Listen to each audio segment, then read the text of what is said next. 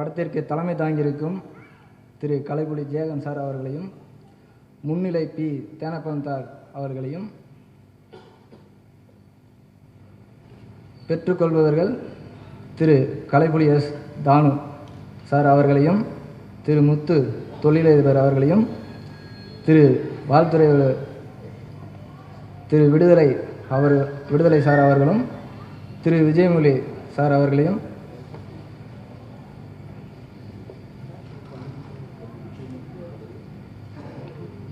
அவர்களை வருக வருக என கடைசி வரை தமிழ் வந்து வரவேற்கப்படுகிறோம்.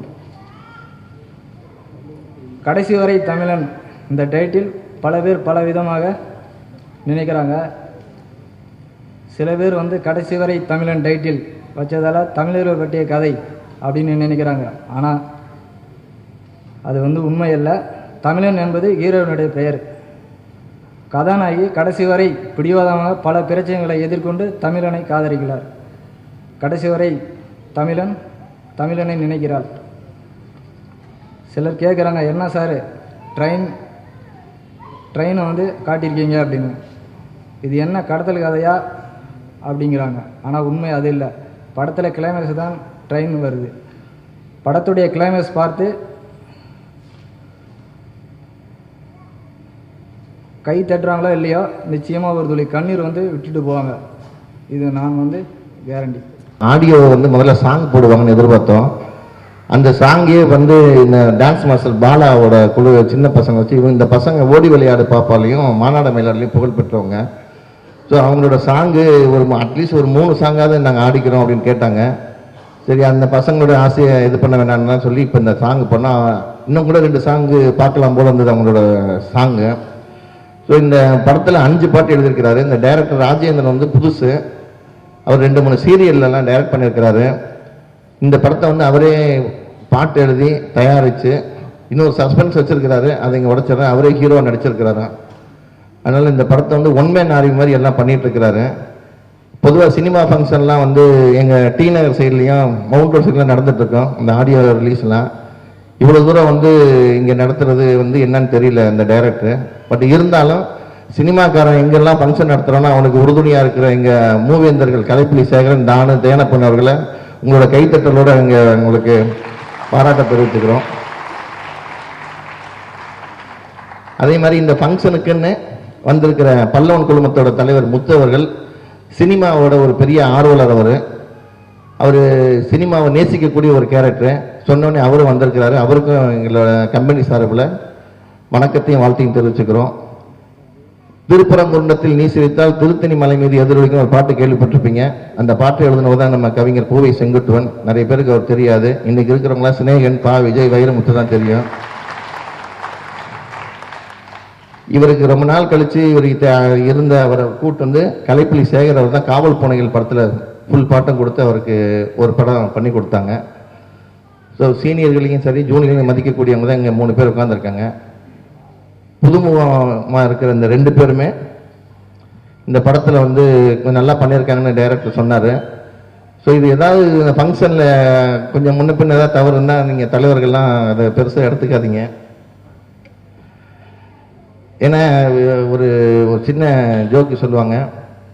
ஜோசியக்காரங்கிட்ட ஒருத்தன் போனான்னா, எனக்கு ரொம்ப பிரச்சனையாக இருக்குது, அதை வந்து நீங்கள் கொஞ்சம் சரி பண்ணி கொடுக்கணும் அப்படின்னு கேட்டிருக்கிறேன். ஒரு ராசி நட்சத்திரம்லாம் கேட்டிருக்காங்க. எல்லாம் கேட்டவன் கட்டெல்லாம் போட்டு பார்த்து குரு அங்கே நிற்கிறான், சுக்கரன் கீழே நிற்கிறான்னு வழக்கமாக சொல்லுவாங்க இல்லையா. சொல்லிட்டு வர்ற ஜூன் மாதம் வரைக்கும் அப்படி தான் இருக்கும் அப்படின்னாங்களாம். அப்போ ஜூன் மாதத்துக்கு அப்புறம் அப்படின்னு கேட்டிருக்கான். இதுவே உனக்கு பழக்கமாயிரும் இருக்கிறார் ஜோசியர். ஸோ அந்த மாதிரி தான் சினிமாக்காரங்க நிலைமையெல்லாம் இருக்குது. ஏன்னா படம் எடுக்கிறோம், ரிலீஸ் பண்ணுவோம், அடுத்தது மறுபடியும் ரிலீஸ்ன்ட்டு போயிட்டுருக்குறோம். ஸோ அதனால் அடுத்து திரு கலைப்புலி ஜி சேகரன் அவர்களை வாழ்த்த மாதிரி அழைக்கிறேன். அருமையான பாடல்கள், அற்புதமான நடனங்கள், கண்ணுக்கு விருந்தளித்த இந்த ஒளிநாடா இசை வீட்டு விழாவிற்கு வந்திருக்கின்ற என் அருமை நண்பர் கலைப்புலி தானு அவர்களே, என் அருமை தம்பி தயாரிப்பாளர் கில்டு சங்க செயலாளர் தேனப்பன் அவர்களே, என் அன்புக்குரிய அண்ணன் இளங்கோ வீரப்பன் அவர்களே, மற்றும்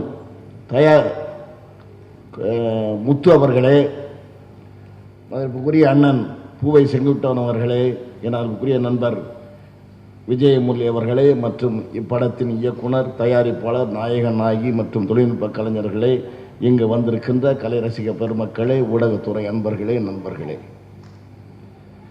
மதிப்புக்குரிய நமது இயக்குனர் அவர்கள் கூறும்போது சொன்னார்கள், நான் இதை புதுமையாக பண்ணியிருக்கிறேன் என்று.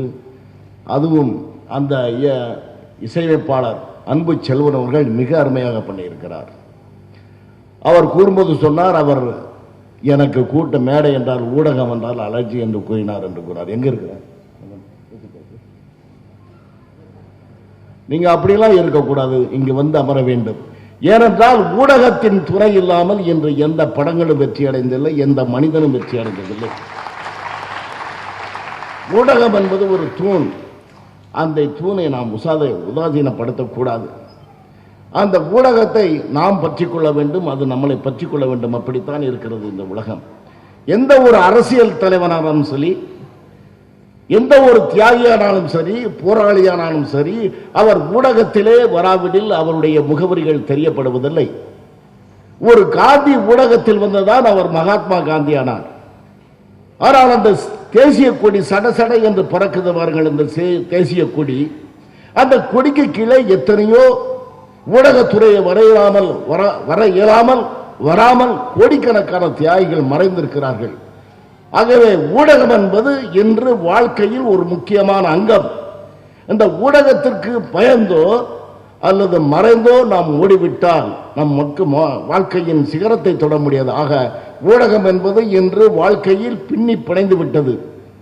அதுபோல உங்களுக்கெல்லாம் தெரிந்திருக்கும், சமீப காலமாக திரைய படங்கள் அந்த ஊடகத்தின் துணையின்றி ஓடுவதில்லை. ஊடக துணையின்றி ஜனங்களும் திரையரங்குகளுக்கு வருவதில்லை. அந்த படம் எத்தகைய படமாக இருந்தாலும் சரி, ஊடகத்தில் தெரிவித்தப்படுதான் அந்த படத்துடைய கதை அம்சமும் சரி, நடிகருடைய நடிப்பும் சரி தெரிய வருகிறது. ஆகவே அந்த இசையமைப்பாளர் கூறிக்கொள்வேன், உங்களுக்கு மண்டி எங்களுக்கும் சொல்லிக் கொடுக்கிறேன், ஊடகம் நமக்கு வேண்டிய அவசியமான ஒன்றதாக இருக்கின்றது. என் அன்பு மதிப்புக்குரிய அன்பு நண்பர் தான் அவர்கள் ஊடகத்திலே மிகச் சிறந்த ஆற்றல் பெற்றவர். ஆனால் கடைசி வரை கடவுள் இல்லை இல்லை என்று சென்ற ஒரே ஒரு நபர் இந்த உலகத்திலே பெரியார் அவர்கள். அதை போல எங்களுக்கு தைரியம் இல்லை. இருந்தாலும் அத்தகைய தடவை நான் நினைக்கும் போது இந்த கடைசி வரை தமிழன், இது ஒரு மாபெரும் தலைப்பு தான். ஆனால் இது பொதுவாக சினிமா துறையிலே சொல்வார்கள் எதிர்முனை என்று சொல்லலாம். எதிர்முனை என்று, அதாவது வழக்கத்திற்கு மாறாக சிந்திப்பது. எத்தனையோ படங்கள் இது மாதிரி சொல்ல தலைப்புகள் வைக்கப்பட்டு இது ஓடாது என்று சொல்வார்கள். அதுபோல தூரல் நின்று போச்சு என்று மதிப்புக்குரிய பாக்கியராஜ் அவர்கள் வைக்கும்போது இந்த படம் ஓடுமா என்று கேட்டவர்கள் உண்டு. ஆனால் அந்த படம் மாபெரும் வெற்றியை கொடுத்தது. அதேபோல நீர்க்குமிழியை பாலச்சந்திரன் அவர்கள் அந்த தலைப்பை வைத்த போது அது ஒரு வாதங்களை பல முனைகளிலே வாதங்களை ஏற்படுத்தியது. அதை மீறி அந்த படம் மாபெரும் வெற்றியை ஈட்டியது. அதே போல இந்த திரைப்படம், இந்த வாதத்துக்குரிய இந்த திரைப்படம் கடைசி தமிழன் இருக்கும் வரை ஒரு வெற்றியை வீற்றி வென்று எல்லாருக்கும் நல்ல ஒரு பாதையை அமைத்தர வேண்டி விளைவர்கள். நன்றி, வணக்கம். வந்திருக்கும் எல்லோருக்கும் மாலை வணக்கம். பத்திரிகையாளர் மற்றும் ஃபோட்டோகிராஃபர் மற்றும் திரையுலகத்தைச் சேர்ந்த தயாரிப்பாளரில் எங்கள் புலியான தானுவன் அவர்களுக்கும் மற்றும் டிஸ்ட்ரிபியூட்டர்ஸ் அசோசியேஷனில் இருக்கும் புலியாக இருக்கும் கலைப்புலி சேகரன் சார் அவர்களுக்கும் மற்றும் நம்ம பிஆர்ஓ சங்க தலைவர் புலி விஜயமுரளி அவர்களுக்கும் மற்றும் கவிஞர் பூவை செங்கோடன் அவர்களுக்கும் முத்து அவர்களுக்கும் மற்றும் இளங்கோ அவர்களுக்கும் இப்போ இந்த கடைசி வரை தமிழன் என்ற படத்தின் பாடல் வெளியீட்டுக்காக வந்தோம். மிக சிறப்பாக ஒரு 3 பாடல்களை பார்த்தோம். அந்த அவங்க பண்ண ரொம்ப ரொம்ப நல்லா பண்ணியிருந்தாங்க. அந்த சாங் கேட்குறதுக்கு ரொம்ப சூப்பராக இருந்தது. நிச்சயமாக அந்த படம் வந்து நல்ல ஒரு வெற்றி படமாக இருக்கும் என்று எந்தவித மாற்று கருத்தும் இல்லை. இந்த படத்தின் இயக்குனர் வந்து ஃபஸ்ட்டு படம் பண்ணுறாரு ராஜேந்திரன் அவர்களுக்கு என்னோட மனமார்ந்த வாழ்த்துக்கள். தயாரிப்பாளராகவும் டைரக்டராகவும் மற்றும் அவர் ஹீரோவாக நடித்திருக்காருன்னு சொன்னாங்க. அவர் வந்து நல்ல பேரும் புகழும் நல்ல ஒரு ப்ராஃபிட்டும் இந்த படத்தில் சம்பாதிக்கணும் என்று நான் மனமாற என் இறைவனை வேண்டி கேட்டுக்கொள்கிறேன். நன்றி, வணக்கம். அது இல்லாமல் இங்கே இருக்கிற எல்லா லெஜண்ட்ஸ்க்கும் என்னோட மாலை வணக்கங்கள். இந்த படம் கடைசி வரை தமிழன். இந்த படத்தில் நான் ஹீரோயினாக பண்ணுறதுக்கு எனக்கு ஆப்பர்ச்சுனிட்டி கொடுத்த டைரக்டர் ராஜேந்திர சாருக்கு என்னோட ரொம்ப தேங்க்ஸ். இது ஒரு நல்ல டைம் நினைக்கிறேன் நான் அவருக்கு தேங்க் பண்ணுறதுக்கு. இதோட வேறு நல்ல டைம் கிடைக்காது நான் அவருக்கு ரொம்ப தேங்க் பண்ணுறதுக்கு. இது என்னோட 3rd ஃபிலிமாக ஆகும். ஸோ இந்த ஆடியோ ரிலீஸ் வந்து இவ்வளோ பெரிய லெஜண்ட்ஸ் கையால் நான் வாங்குவேன்னு நான் சத்தியமாக நினச்சி கூட பார்க்கல. So thank you sir for coming for the audio release. இதோட எனக்கு ரொம்ப சந்தோஷம் வேறு எதுவுமே இல்லை. ஸோ எனக்கு இந்த வாய்ப்பு கொடுத்த ராஜேந்திரன் சாருக்கு ரொம்ப நன்றி, வணக்கம். இங்கு அமர்ந்திருக்கும் அனைவருக்கும் என்னுடைய மாலை வணக்கத்தை தெரிவித்துக் கொள்கிறேன்.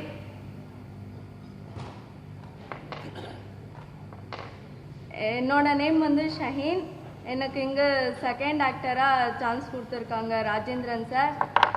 இவர் வந்து இதுக்கு எடுத்த பாதி ஃபிலிம் வந்து நல்லா சக்ஸஸ்ஃபுல்லாக முடிச்சிருக்கோம். நம்பிக்கை இருக்குது. இந்த ஆடியோ ரிலீஸ் ஃபங்க்ஷன் நல்லபடியாக முடிஞ்சு நெக்ஸ்ட் மந்த்து நல்லபடியாக ஸ்டார்ட் பண்ணுறோம். கண்டிப்பாக கடைசி வரை தமிழன் ஃபிலிம் நல்லபடியாக ரிலீஸ் ஆகுன்ற நம்பிக்கை இருக்குது. வெற்றிகரமாக ஓடும்.